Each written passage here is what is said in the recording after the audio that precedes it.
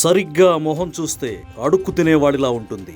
ఎత్తు 5 అడుగులు కూడా ఉండడు. కుష్టు వ్యాధి వచ్చినట్టు చేతులుంటాయి. పిల్లలు జడుచుకునేలా ఉండే ఆ చిరాకు నవ్వు. అలాంటి వీడు కూడా చంద్రబాబును విమర్శిస్తున్నాడు. ఇది ఎవరో అన్న మాటలు కాదండోయ్.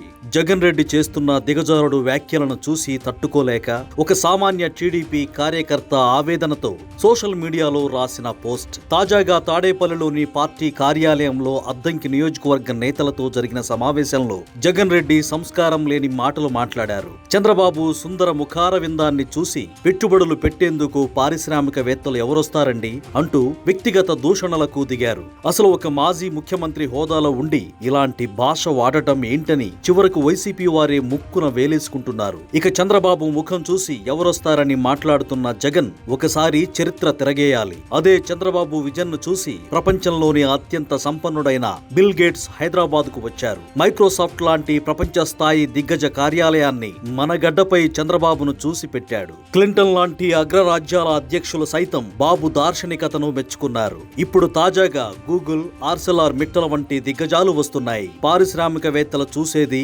నాయకుడి ముఖం కాదు జగన్ రెడ్డి, ఆ ముఖం వెనుక ఉన్న విజన్, నమ్మకం మరియు అభివృద్ధి చేయాలనే తపన.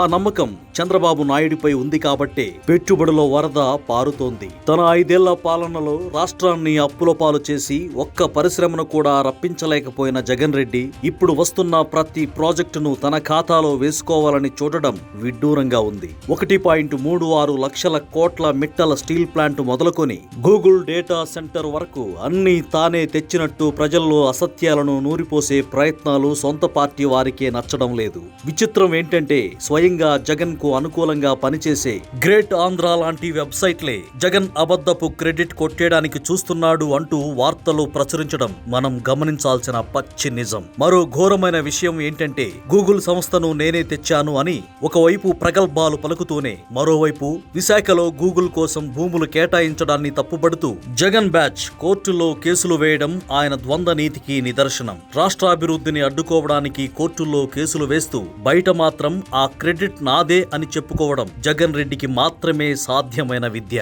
ఏదేమైనప్పటికీ జగన్ రెడ్డి విద్వేషపూరిత వ్యాఖ్యలు ఆయన అసలు స్వరూపాన్ని బయటపెడుతున్నాయి. అభివృద్ధిని ఆహ్వానించాల్సింది పోయి ముఖ్యమంత్రి రూపురేఖలపై నీచంగా మాట్లాడడం ఆయన సంస్కారహీనతకు పరాకాష్ట.